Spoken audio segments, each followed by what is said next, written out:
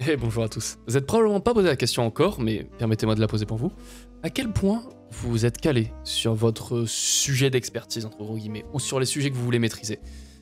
C'est pas une question aussi simple que ça à résoudre. Imaginez le sujet que vous aimez en ce moment, le sujet sur lequel vous voulez savoir des choses, vous avez envie d'en apprendre. Et quand on se pose 30 secondes dessus, on se rend compte que ouais, on sait des trucs, mais est-ce qu'on sait vraiment ces trucs-là? Est-ce qu'on connaît les bases? Est-ce qu'on n'est pas un peu trop limité dans notre manière dont on pense ce sujet?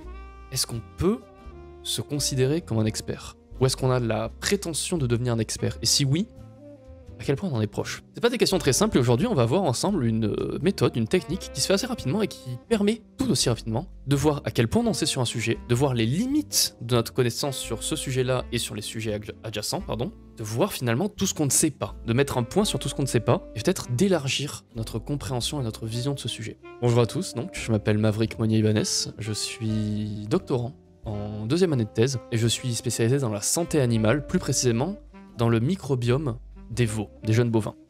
Et aujourd'hui, je vais vous parler de la carte des connaissances. Alors c'est comme ça que je l'appelle, je ne connais pas le terme exact, peut-être en commentaire vous pourrez m'éclairer, mais c'est en fait une carte, une arborescence, qui part d'un point central, à savoir notre sujet d'intérêt, et sur lequel on va accrocher tous les sujets adjacents, toutes les spécificités de ce sujet d'intérêt. On va essayer d'aller de plus en plus dans les niches de ce qu'on connaît. Alors évidemment là comme ça vous dit rien, mais on va en faire une ensemble, comme ça vous allez voir un petit peu à quoi ça sert. C'est très simple à faire une carte de connaissances, vous pouvez la faire avec un papier et un stylo, vous pouvez la faire sur Paint aussi. Moi je vais la faire sur ma tablette, parce que j'ai une application de Canva Infini et je trouve que c'est vachement plus pratique.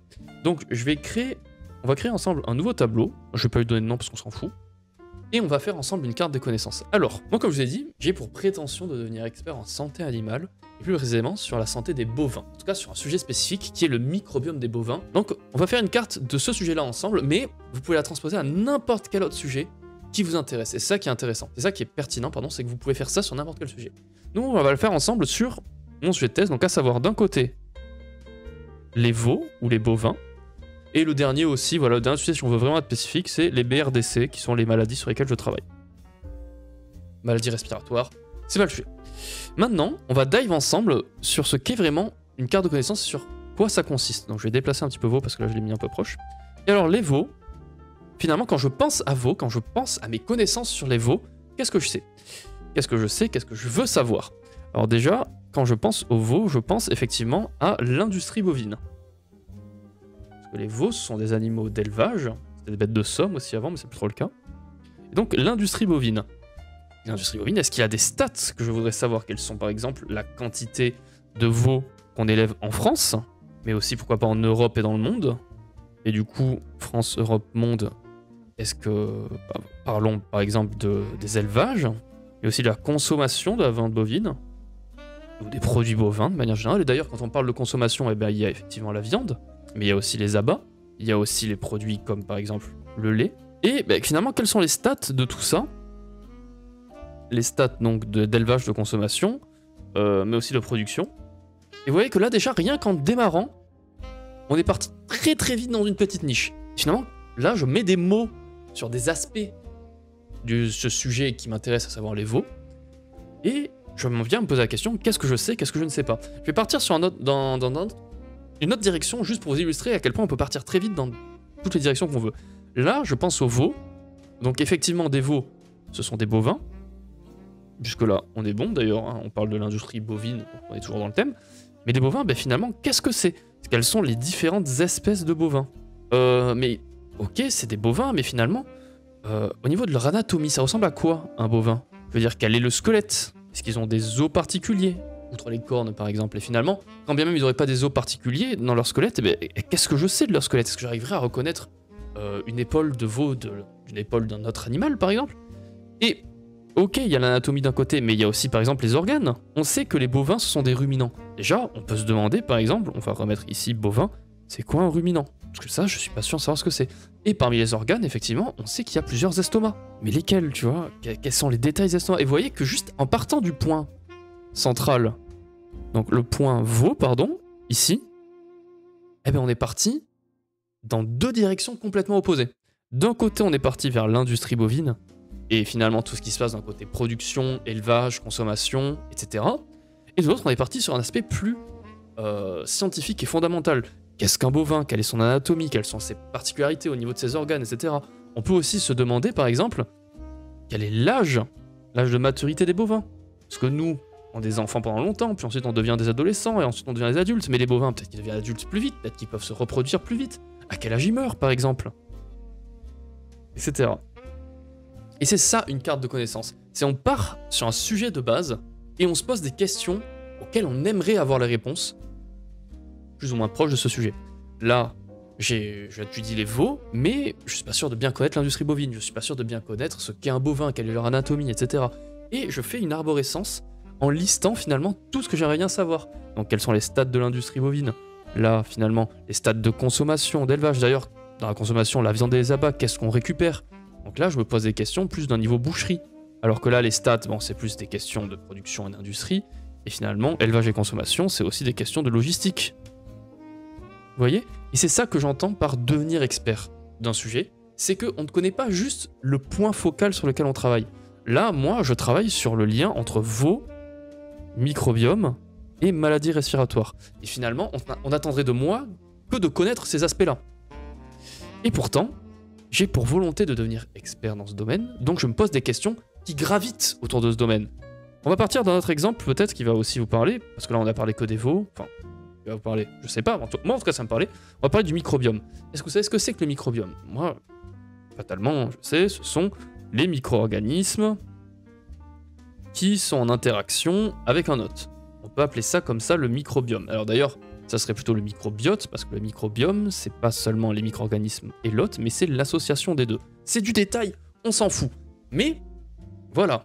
Par exemple, déjà, je sais que le terme microbiome existe, mais admettons, quelle est la différence avec le microbiote? Il y a aussi un autre concept que j'ai vu, par exemple, mais que je ne suis pas sûr de savoir, à savoir l'holobionte.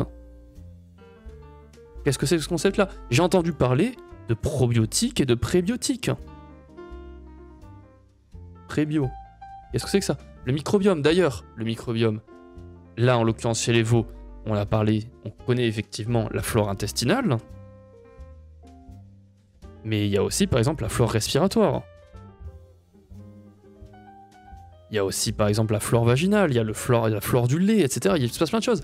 Et dans la flore intestinale ou dans la flore digestive, est-ce qu'il y a différence de microbiome entre les différents estomacs? Vous voyez, on peut faire des liens entre les différents sujets.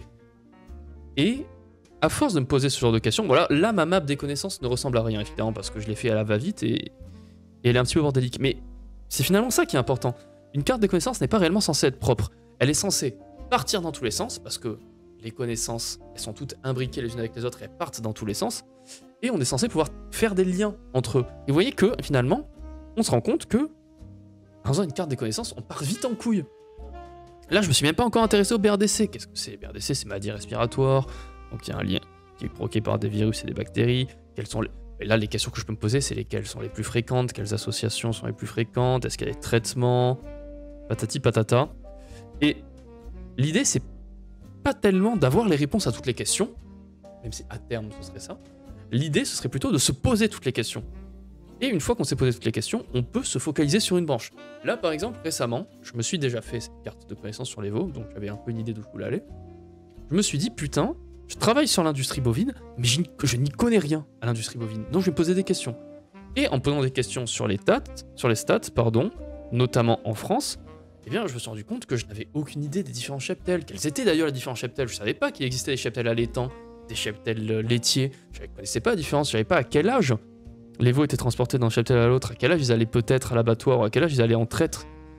Et finalement, en me posant ces questions, je me suis rendu compte que j'étais vachement moins perdu sur mon domaine d'études. Donc, la carte des connaissances, c'est ça. On part d'un sujet initial, par exemple, la musculation, et on se pose des questions pour savoir qu'est-ce que j'aimerais bien savoir sur ce sujet, qu'est-ce que je sais, qu'est-ce que j'ai entendu parler, où est-ce que j'aimerais aller. Par exemple, moi, quand on me parle musculation, j'entends finalement les muscles striés, mais une note un peu à part, j'entends aussi les muscles lisses, par exemple, qu'on peut pas réellement muscler par nous-mêmes, mais qui font partie de la musculature. Et donc finalement, il y a aussi un lien avec le squelette. Quels sont les différents os? Et finalement, quels muscles sont liés à différents os? Et ça, vous voyez, on est parti directement sur une question d'anatomie. Hop, quand je fais musculation, il y a aussi finalement l'entraînement. L'entraînement, il y a des questions de fréquence, les questions d'intensité. J'écris excessivement mal la vache. Et vous voyez que là, j'ai plus rien à voir avec mon domaine de recherche. Et pourtant, ma carte des connaissances de ce qui concerne la musculation m'a permis de mettre des mots sur énormément de concepts que je connaissais de près ou de loin et de me poser la question à quel point je sais ce que c'est. Et ça, finalement, c'est l'étape 0. La première étape, c'est de se faire une carte des connaissances pour savoir où est-ce qu'on en est et savoir qu'est-ce qu'on aimerait bien connaître. Et finalement, l'étape qui suit, elle est hyper simple. Là, je m'étais posé des questions sur l'industrie bovine, je ne savais rien de l'industrie bovine, je ne savais rien des stats de l'industrie bovine, et du coup, eh ben, j'ai envie d'en savoir plus, je me pose des questions. Et là, on va faire une étape. Bon, j'écris au fluo, on s'en fout. De recherche. Et cette fois, c'est pas une recherche random, à la différence d'avant où je me disais putain, on va partir un petit peu. À la différence d'avant où je me disais ah là là, j'ai un sujet, mais je n'y connais rien, donc je pars dans tous les sens, et au final, je sais pas trop où je vais. Ce qui est une méthode de renseignement, ce qui est un moyen d'apprendre sur un sujet aussi, hein, c'est de se laisser un petit peu aller à la sérendipité. On se dit, voilà, je m'intéresse, par exemple, je sais pas moi, à l'astrophysique, je vais marquer astrophysique sur Google, sur YouTube, et je vais tomber sur une vidéo random et je vais pouvoir rentrer dedans. Quand on connaît rien à un sujet, faire une recherche aléatoire, c'est, à mon sens, une très très bonne introduction. Et l'avantage d'une carte des connaissances, c'est que tu as un sujet qui est mieux défini, à savoir le sujet qui t'intéresse, tu as fait les limites de tes connaissances, tu as mis des mots sur ce que tu voulais savoir, et du coup tu peux faire de la recherche, mais cette fois-ci informée. Et autant la recherche non informée, quand on ne connaît pas un sujet, c'est un très bon moyen de s'introduire dedans, c'est de se laisser porter un petit peu à notre curiosité naturelle, et finalement quand on s'intéresse sincèrement à quelque chose et qu'on est curieux, on l'apprend. C'est vachement agréable de l'apprendre, et on apprend bien, et c'est plaisant. C'est une très bonne introduction, mais dès qu'on veut aller plus dans le détail, la recherche informée, c'est de très loin le plus efficace, parce que tu sais ce que tu veux, et tu vas le chercher, et finalement c'est hyper simple d'avoir des réponses. Donc finalement, la carte des connaissances, c'est ça. On part d'un sujet initial, et si on ne connaît pas ce sujet, eh ben écoutez, on s'en fout, on va vivre notre vie tranquillement, mais si on connaît son sujet et qu'on veut aller plus en détail dedans, hop, on fait la carte des connaissances, on se pose des questions, on essaie de savoir qu'est-ce que je sais, qu'est-ce que je ne sais pas, et finalement on recherche. Finalement, les points à retenir pour une carte de connaissances, c'est petit 1, qu'est-ce que je sais, et petit 2, qu'est-ce que j'aimerais savoir. Et vous allez voir qu'en fait, c'est surtout la deuxième question qui va être posée quand on fait une carte de connaissances, parce que la première, qu'est-ce que je sais, eh ben on va se rendre compte que finalement, c'est pas grand-chose que ça. Un autre point très intéressant aussi, c'est que quand on se fait une carte de connaissances, ça nous force à nous poser ces questions-là, qui je pense il est bon de toujours avoir en tête, qu'importe le contexte d'ailleurs. C'est quoi? Donc finalement, qu'est-ce que je sais, qu'est-ce que je veux savoir? Pourquoi? Donc finalement, on fait telle chose, mais pourquoi on fait telle chose? Le U, il est ici. Et surtout, peut-être, comment? Quel est le lien entre deux informations?